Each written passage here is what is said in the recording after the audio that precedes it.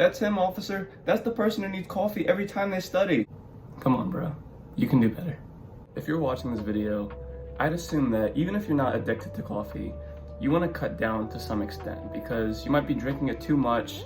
Maybe you found yourself even reliant on it, which definitely isn't a good place to be because you might be addicted, but back in my, I say junior year of college, I was like double secret addicted to coffee. I was literally drinking it every night when I studied. I would be having these super long study binges till 2 in the morning just because I accidentally stacked too many hard classes at once. I had genetics, organic chemistry, a cell and behavioral neuroscience class, and it was rough. I was getting smacked around by my classes. And coffee was really something I felt I had to resort to every day. And I want to explain to you guys that this isn't the case, and there are definitely ways you can cut down on your caffeine consumption. And before I give you guys the specific tips, I want to explain to you guys that coffee is never the end-all be-all when it comes to studying. A lot of people think that coffee is like really their only option and they just have to stay up super late, but I'm a firm believer of the fact that if you become better at just managing your time and finding little pockets in your day where you can pull out time and study and do other productive things then, as opposed to, useless habits like scrolling Instagram or just going on YouTube or sort of nonsense. If you can pull out just bits in your day and do productive things with it, I think you never really have to stay up as late as you believe you do. So with that out of the way, you're trying to find out how to consume less caffeine on a daily basis. And one thing that I think is first super important is to see if you're actually addicted to caffeine or if you're addicted to things that sort of commonly come with caffeine. So for example, sugar. A lot of coffee and just caffeinated drinks in general, they come with tons and tons of sugar. If you ever gone to Starbucks, then you see these drinks with, a pound of caramel on top, just drizzle on top of it. When I go out with my friends, I'll get something like a black coffee. I have my one friend, every time we go to some coffee shop, she gets like the double secret mocha schmocha, 700 calories, 267 grams of sugar. It's unreal.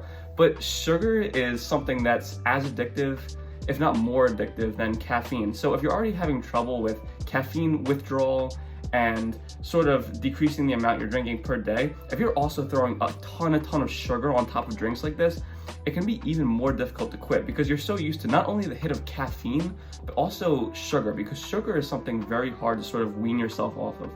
So one thing I would recommend, as opposed to just going cold turkey while trying to cut down your caffeine intake, if you notice that you're the kind of person who drinks your caffeinated beverages with a ton of sugar, I'd say before going cold turkey or anything like that, try first just consuming caffeinated beverages but with less sugar in them. So if you're the kind of person who gets, the 160 ounce mocha or whatever, I'd say just find some kind of beverage that might still be tasty to you, has a decent amount of caffeine, but it's just a little bit less sugary. I'd say that's a good first step. And now once you've weaned yourself off drinks like this, or if you just didn't have the problem of sugar in the first place, if you're still having problems with too much caffeine intake, one thing that I've done, which I would recommend, is, for example, during a night of studying, I would get a cup of coffee and I'd fill it maybe a third, halfway with actual caffeinated coffee, and then I would fill it the other half with decaf.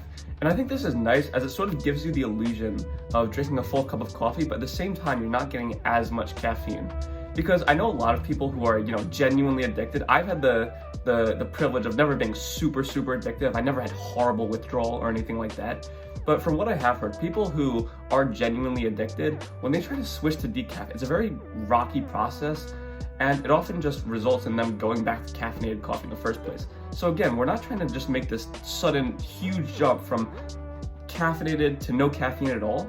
It's nice to take that intermediate step where first we have sort of maybe a half and half blend, and gradually you decrease the amount of actual caffeinated coffee while still maintaining that taste if that's something you enjoy. Now my third tip is sort of a mental one, because in college it's very tempting to see everyone else drinking coffee and think that we just should because everyone else is doing it.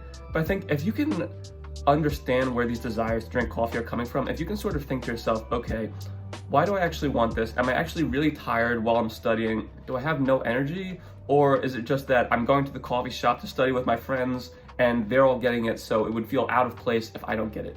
I think if you can get over this mental hump, I think it's definitely useful for cutting down your caffeine intake, because once you realize that, no one really cares what you're drinking, you're not going to get judged if you go into a coffee shop and just get something else.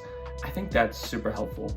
So don't drink coffee just because everyone else is, especially if you're trying to wean off of it. If you found that you've sort of developed an unhealthy addiction to it, never feel obligated to drink something like coffee. It's really not that deep. No one's gonna ostracize you if you're not drinking it every single day. So now, just to recap, if you want to cut down on your caffeine intake, there's a couple key things you can do. The first is to make sure you're not conflating caffeine addiction with sugar addiction. And if you are having very sugary caffeinated drinks, try to first decrease the amount of sugar in these drinks before you just try to quit cold turkey, because I think that'll make the drinks as a whole much less addictive and make it a lot easier for you to quit. Second is to sort of trick your brain into thinking you're still drinking coffee while weaning yourself off of the caffeine. So like I said, making half and half beverages of maybe caffeinated coffee and non-caffeinated coffee. So you're still getting that hit of, ooh, I like the taste, this is yummy, but at the same time, you're not overloading your brain with tons and tons of caffeine.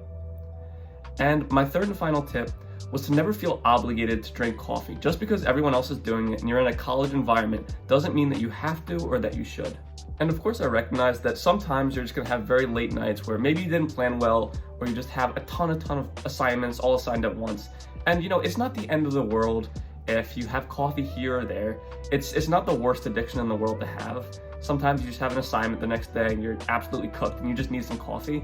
So don't feel anxious or like you're a bad person if you just need a couple cups of coffee to power you through a study session. It's not the end of the world, but at the same time, it's definitely good to decrease the amount we're having per day and make sure we're not becoming reliant on it. But as long as you do it in moderation, it's not the worst drug in the world to be addicted to. Now, if you're still here, I hope you guys can implement some of these tips. I think they've definitely been useful for me, and if you guys can find some value out of this, that would be awesome. Again, thank you for watching till the end. If you like videos like this, you should subscribe because there's gonna be a whole lot more soon. But until then, I'll see you guys.